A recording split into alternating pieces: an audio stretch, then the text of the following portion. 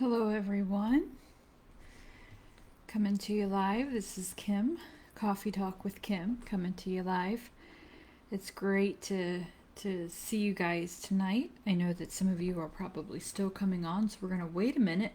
While we wait, I'm going to go on right now and I'm going to share from my personal account our live stream.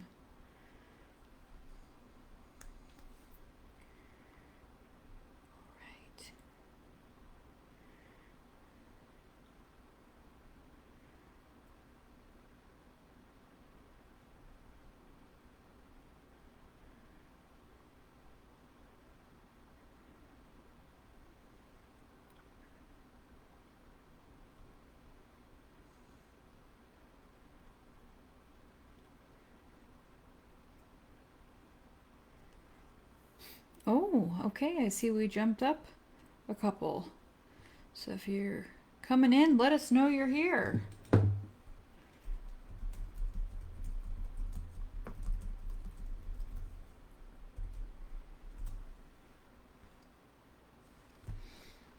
All right. Good to see some people responding here. Gonna wait another minute as people kind of hop on. Got my handy dandy coffee tonight, and it's fall now, so maybe people have some other warm drinks. I don't know what your favorite fall drink is, but if you're here joining us, pop your name in there, or let us know you're joining us tonight so we can see you. Oh, hi Doris. It's good to see you. Thank you for popping in. We're just giving people a minute to log in here, and I wanted to put out a topic for discussion while we wait.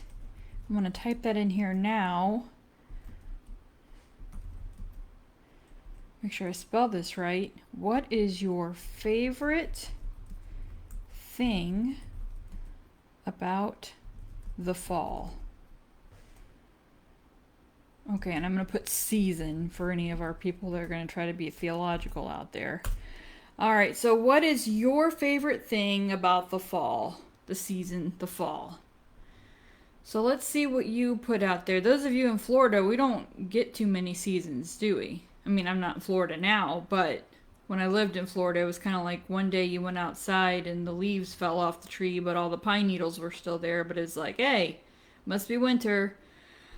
I don't know. It didn't seem like we ever had too much of fall, but I know with global warming and all this other stuff, weather patterns have changed over the years. So, what is your favorite thing about the fall? Maybe it's a special fall drink that you like. If you're one of those pumpkin spice lovers, I personally, I'm just not a huge pumpkin spice fan.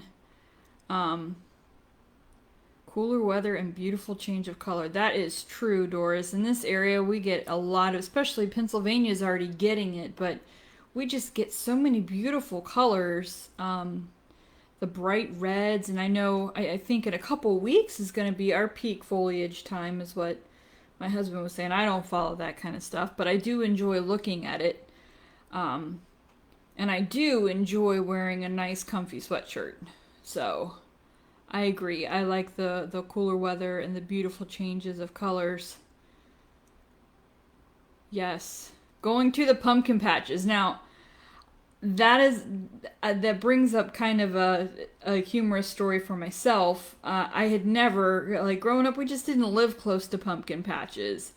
And so I didn't really get exposed to that until I moved up here to Maryland, and we'd go to the pumpkin patches and stuff for field trips and stuff, but wearing boots and sweaters, but we decided to go as adults, and I'll hit that comment in a second. So we go out to this field and we're looking at pumpkins, because I'm like, I'm gonna get this perfectly shaped pumpkin, like you can see in the stores. I'm gonna get this perfectly shaped pumpkin to carve out. I didn't realize how difficult it is to carve out one of those. But anyway, so I find one. I finally spot it in the field. It was like glimmers of light shining from the heavens. Oh, there's a perfect pumpkin. And I go to pick it up, we get it to the place where they weigh it, and that thing, Richard will probably correct me if I'm wrong, I think it was a good 20 pounds. I think it was a good 20-pound pumpkin. So we paid way too much money for a pumpkin that we ended up not even being able to carve, and it kind of just sat outside our door and it rotted. But the experience, that and the apple cider donuts, oh, apples, not, and I'm not talking the apple cider donuts that you get from Dunkin' Donuts right now, because those don't compare to the apple cider donuts you can get at like a cider mill or one of those farms that make them fresh right there. They fry them and it's really good. So I'm seeing you guys' comments here, wearing the boots and the sweaters, cooler temperatures. One thing that made me laugh was somebody's comment about the mosquitoes going back to the bad place from whence they came. Setting the clock back 1 hour? Okay, Dad, I'll forgive you for that one. It means I gotta get up earlier, right? Do we have to get up earlier? I don't know. It's the end of a Monday, but it gets darker so much earlier. So it's like it's 5 o'clock, and I feel like it's 10 o'clock, and I'm ready for bed. But there is no bad answer here. I just may not totally agree with you. All right. So as you're coming in, if you want to contribute to our conversation, we're talking about our favorite things about the fall, and there's a point from my asking this. Obviously, we just started fall. And we were asked this question at work. Every month we have because we're still working remotely. I can sleep in. I can sleep in. Okay, then I love the clock going back 1 hour. See, I just couldn't think through that logically. That's why I need cup of coffee number 3, my special coffee talk. Oops, with Kim mug. I still have one more, by the way, that's unclaimed, but we were asked by our work, so we're working remotely right now, so we do these check-in videos, Zoom conferences, and so we were asked, they give us a little assignment. Like last time, we had to look and try to find a picture of like a favorite memory or something that we had, and then we showed it and we talked with the people and told them our story behind it and all that. So this month it's a new activity, and we had to think about what is our favorite fall memory, or like for a lot of people it's associated with Halloween, like favorite trick-or-treat costume. Am I selling merch yet? That's a good question. I just made the mugs. I still have one more mug. If people really would like a mug, you can always message me and I can get some more made and send you a mug. I didn't want to buy 500 of them, and we already have enough coffee mugs. But if you would like one, please let me know. I can order you a coffee talk. It's backwards. Coffee talk with Kim special mug if you need to add to your collection, and we can get those ordered. It might take a few weeks to get to you, just in time for Christmas presents. Okay, so anyway, it got me thinking for this week. I don't remember a whole lot of things about the fall. I think a lot of it to me kind of goes around the weather. But I just don't remember a lot of things about the fall. I know that we didn't do trick-or-treating, and people do trick-or-treating, and, to each his own. I remember handing out candy, but I just don't really have very many memories of the fall. And the memories that I do have now are more of from an adult perspective. And more of my memories now, I would say, have been from the last couple of years. And in particular, a couple years ago, when this was right around the time for us that everything went down.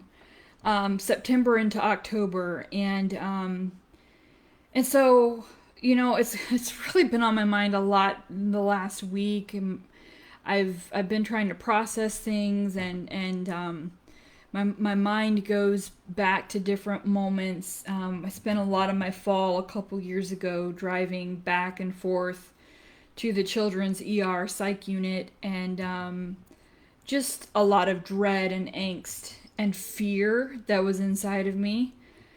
So when I talk about the fall now, I mean, I try to think of the positive things. I know for us, the guy we were going to adopt, his favorite holiday was Halloween. And I find that as I talk to more kids, find out more about kids that are in foster care, a lot of them, their favorite holiday is Halloween and Christmas, but Halloween. And I think it's because at Halloween, a lot of people, we get to dress up and we get to be something we're not. You know, we become superheroes. We become, in my case, tomorrow, because we're supposed to dress up, dress in costume. I'm like, I'm putting a pillowcase over my head and calling myself a ghost. Better yet, I won't put on any makeup and I'll show up as a ghost. You know, but for some people, it's really that opportunity to just portray themselves as something they really want to be, but they're not. But anyway, so for me, fall really kind of represents, in my mind, in the more recent years, a place of shattering. And I know that sounds maybe a little depressing, but let me tell you where I'm going with this. So I wanted to just do another shameless plug here for this book, To Be Told. I keep going the opposite direction. I had one friend that told me that they did go out and they purchased this from Amazon. To Be Told. It's about the stories of our lives and how our lives are made up of many stories, which is kind of the tagline for my lessons from the waiting room, which I feel like it goes really well. But so this specific chapter, and I've talked about this book already before, but this is chapter 3, and it's talking about the parts that make a good story. And obviously in our lives, our stories are what we get, you know? I mean, we don't really get to choose the events necessarily that happen in our lives. We make the best of them and we try to grow from them. But there's a concept of the word, we know the word shalom. Shalom means peace, right? In the Jewish culture, Jewish language, they would talk about peace. And the concept of peace being at the very beginning of a story. Like when you think of a movie or you think of a book you might read, most of those stories start off at a place where there's calm, right? And that's where our stories begin. We have many stories in our lives, but our stories begin with life at peace. And he says, Dan Allender here says, such shalom is not merely an absence of tension or the presence of perfect pleasure. It is a deep inner and external harmony when disparate parts flow together in a unity that is greater than the sum of its part. It often comes in a moment of tranquility and innocence, and he recalls a little child sitting on a mother's lap, bouncing and giggling. The moment of innocence, tender play between mother and daughter. He was watching this happen. It was captivating. We all have moments of shalom. It is the moment we sat on our grandmother's lap and played with her pearl necklace. It's going downstairs on a winter morning and warming our feet against the furnace vent. He says, I recall seeing my pajama pants billow with the flowing heat that made my toes toasty. I remember putting my head on a pillow to read a picture book until my mom called me to a breakfast of pancakes and warm syrup. That was shalom. And maybe for you and for me, some of like fall can bring those moments of shalom, right? It's the leaves are changing. We can get our comforting drinks. One of my favorites is caramel apple spice besides coffee, right? Or maybe there's memories that you have, that I have, that were just sweet memories. So those were a time of peace. And sometimes in the midst of the craziness and the chaos, we miss the shalom, right? We forget about the shalom. We just go straight to the shattering, and that's what we focus on. He says, a moment of shalom is a taste of life in Eden. Okay, think about that for a second, what life must have been like in the Garden of Eden before there was any evil in the world, before there was any sin that messed up everything. A moment of shalom is a taste of life in Eden. It's life without sin, tragedy, emptiness, or fear. Recall moments. It says, search for your own memory for moments of shalom. Recall moments of rest, safety, and warmth. To remember is to anticipate with groaning the future day when our past shalom will appear and the glory at the day of the Lord. So, we know a lot of discomfort now. We know a lot of tension and stress and anxiety, and we feel the effects of the wickedness in the world. And those things are what shatter our shalom. But one day that shalom will be restored. And these sweet, innocent moments are moments of shalom. But one day we will experience eternal shalom. And that's a pretty cool thought. So it talks about shalom being the peace. It's the peace before the storm, right? And no good story is a captivating story without the trial, right? I mean, if we watched a movie that was just good all the time, we would get pretty bored. It's like, this is so sappy, right? Worse than a Hallmark movie. It would be so sappy. In every good plot line, there is an obstacle that has to be overcome. And that's where the shalom shattered comes in. The result of sin is this shattering, and the result of shattering is death. In every story, in every life, there are moments of death that take away our name and rename us as strangers, orphans, and widows. Whatever that loss is, maybe it's a loss of your dignity. He recounts stories from of times when kids called him names because he was kind of a pudgy kid. And actually, I haven't finished the book yet, but I was just reading a story where he was talking about abuse that he went through at the hands of camp counselors and even scout leaders, physical and sexual abuse. And he's like, those words, he used the words, he said, considered the so-called innocent teasing of childhood. A group of kids gathers around a timid classmate who's overweight. Fatty pants, you're a big blubber butt. He says, such words attack the most tender and raw part of the child's being. Such words shatter shalom, as sin severs trust and grows shame like a cancer.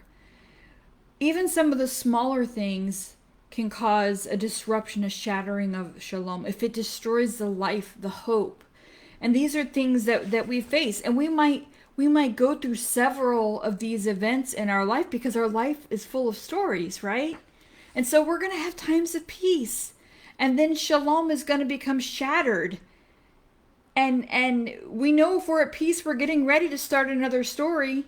So we should be prepared for there to be a shattering of that peace, because that's how all stories are. I mean, even look at scripture. Look at the story of Christ. Now, his wasn't all roses and pretty. I mean, his life was full of people distrusting him and trying to discount him, and pain and suffering. But just imagine when his believers stood there at the cross and watched him be persecuted and tortured and killed. Their shalom was completely shattered. They didn't know what else to do. But here's the really cool thing. It's a simple thought, but it's so true. Tragedy always moves our story forward in a way that shalom could never accomplish. Think about a time that your shalom and I think about when my shalom was shattered. I would not be where I am right now today in the job that I'm in, on a path that I'm on, if my shalom was never shattered.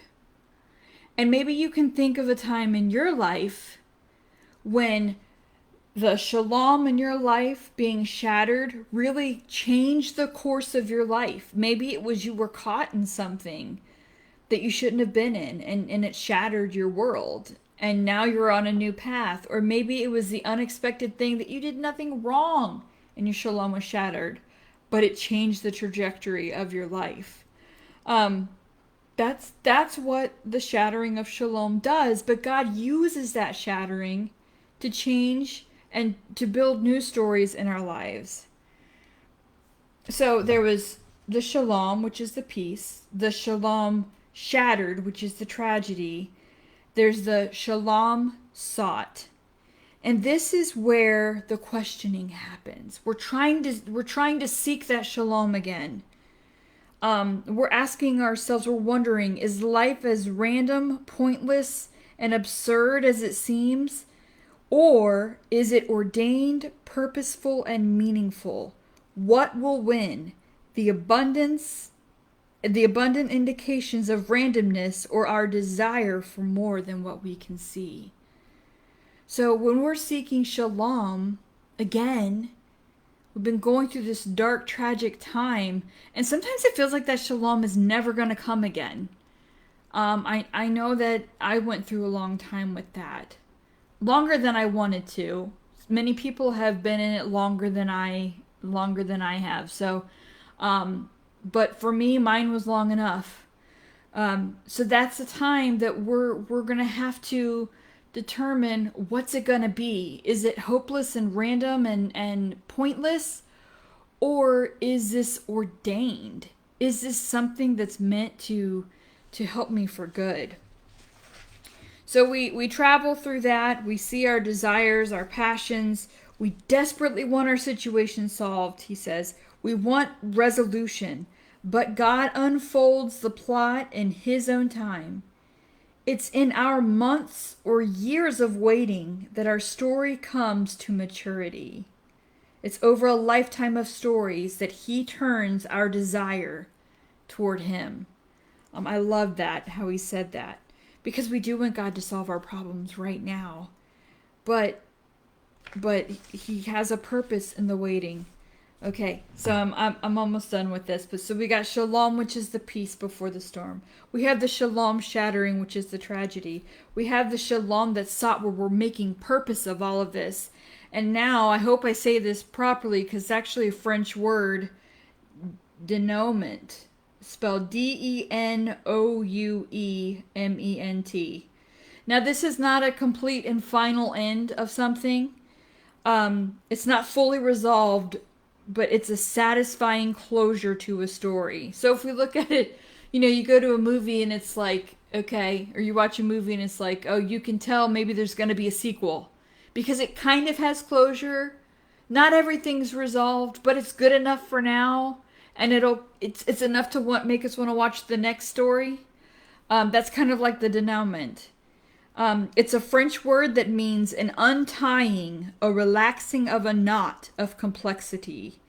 It's the rest that comes when all the disparate plot lines of a story, gnarled and taut, have been untied, and an order has come about that brings a new moment of shalom. So now we're back to shalom. So I really liked how he portrayed this, because I could see it as like the deep, rich Jewish culture as well, and bringing a new look. Just besides, you got the calm before the storm, the tempest, and then the storm calms again. I really liked how he just captured that in a different light. Make sure I shared. There was one more quote I wanted to share. It says that tragedy mars shalom, but denouement invites us to remember our innocence and dream of a day of even greater redemption. Denouement is an ending that serves as a prelude for a new beginning. There is always a next turn in the road.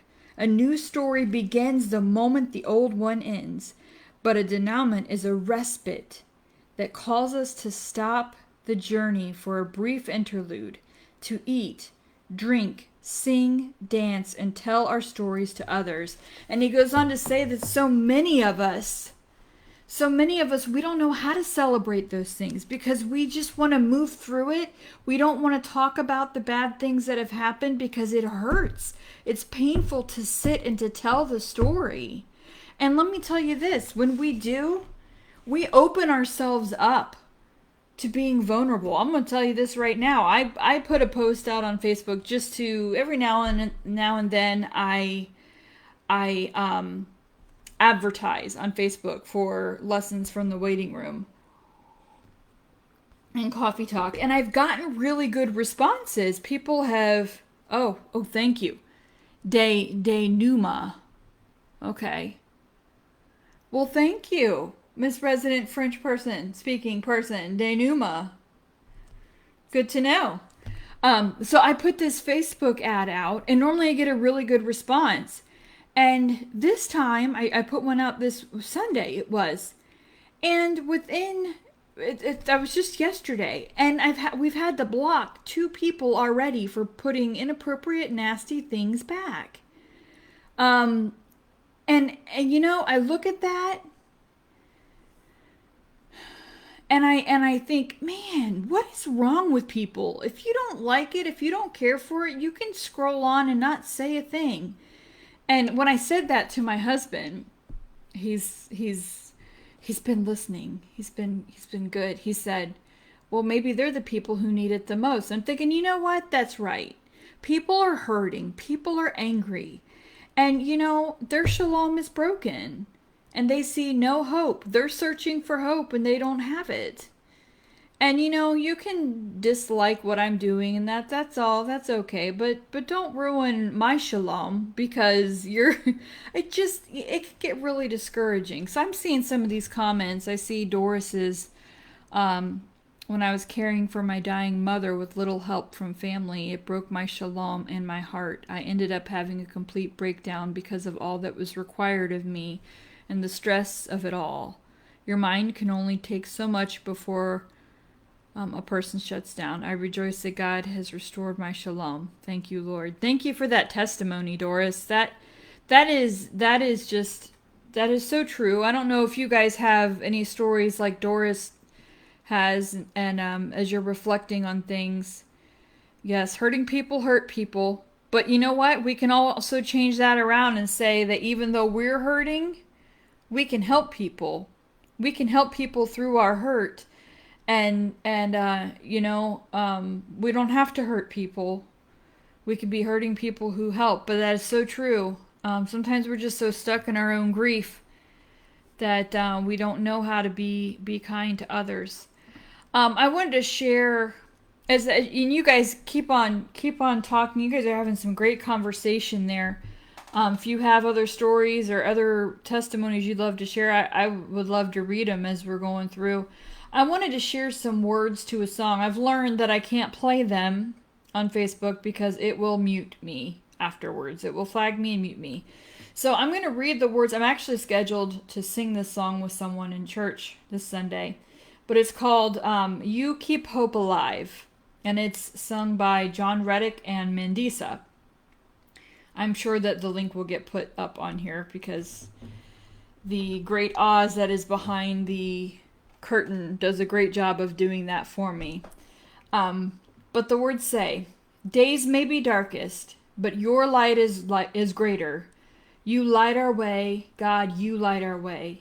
When evil is rising, you're rising higher, with power to save, with power to save. You keep hope alive. You keep hope alive. From the beginning to end, your word never fails. You keep hope alive because you are alive. Jesus, you are alive. Death had a stronghold, but your life was stronger. Rose from the grave, rose up from the grave. When evil is rising, you're rising higher with power to save, with power to save. You keep hope alive. From the beginning to end, your word never fails. You keep hope alive because you are alive. Jesus, you are alive. And this is where I love the bridge here. It says, there's hope in the morning, hope in the evening, hope because you're living, hope because you're breathing. There's hope in the breaking, hope in the sorrow, hope for this moment, my hope for tomorrow. And then it goes on with the bridge and the chorus again. But I really thought that went along with what we're talking about, the Shalom shattering,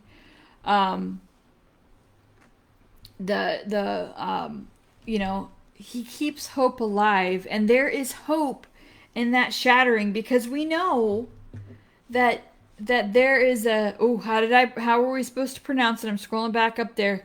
Denuma, a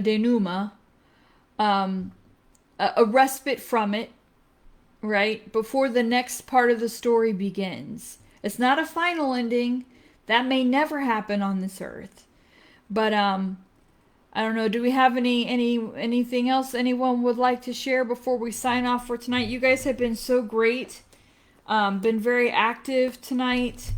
It seems like we know. I'm wondering what people's favorite October fall drink is. I mean, there's not that many options, I'm thinking, right? Like pumpkin spice, caramel apple spice, that's mine. Coffee. Yeah, there's not too many. Apple cider in general is a good one. But anyway, if we don't have any more, that's fine. I just wanted to give you guys time to join in anything, if there's anything else anyone else wanted to say. But I've enjoyed the conversation tonight. And if you guys have any,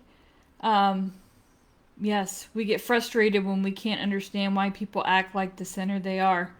Well, and the truth of the matter is, in any given moment, I'm acting that way. I mean, I'm not acting the same way, but I act in frustration towards people. I like to joke and say the only thing I'm intolerant of is no. I can't even get right what I say. I have no patience for impatient drivers. So I quickly get this righteous indignation if people are like cutting people off, and I'm impatient with those people that are being impatient, and but anyway. All right, well, if you guys have any thoughts, if you guys want any merch, message me. Any thoughts on what we should keep talking about? I'm happy to keep going through parts of this book as the Lord leads me. And I'm always trying to have an open mind and an open heart to what is supposed to be talked about. I never want it to seem like the same old thing all the time.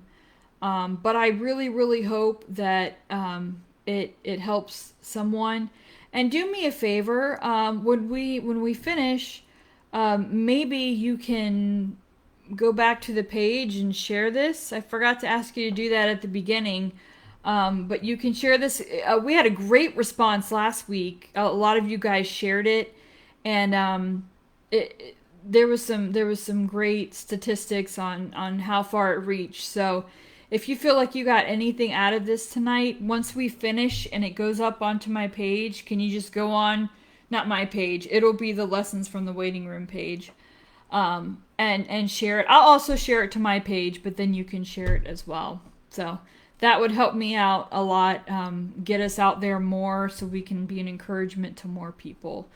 All right, guys, well, thank you. And I have to say a big thank you to my dad and a big thank you to my husband who are participating in this, because I know that the New England Patriots are playing the Chiefs, and those are two big teams for my dad and my husband. So thank you for sacrificing your time to join us here. You guys have a great evening, a great week. Please let me know if there's anything I could do for anyone. Just message the Lessons from the Waiting Room page. All right, guys, we'll see you next week. Have a great week.